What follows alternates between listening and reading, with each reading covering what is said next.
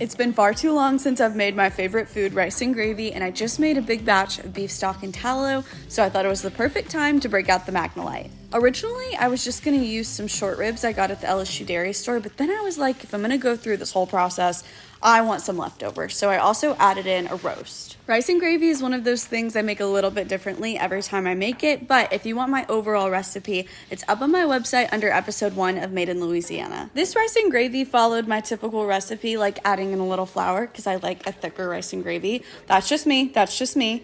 But I did switch it up a little bit by adding some mushrooms. My dad always does this when he makes steak and gravy, because my sister and I love mushrooms, and it's just so good. It takes something already great and makes it 10 times better. Now, I am a firm believer that fat is flavor, but I definitely think I went overboard with the tallow at the beginning because it was just looking greasy. So I skimmed some of it off, no problem, and I let this simmer for like 4 or 5 hours, and it was delicious.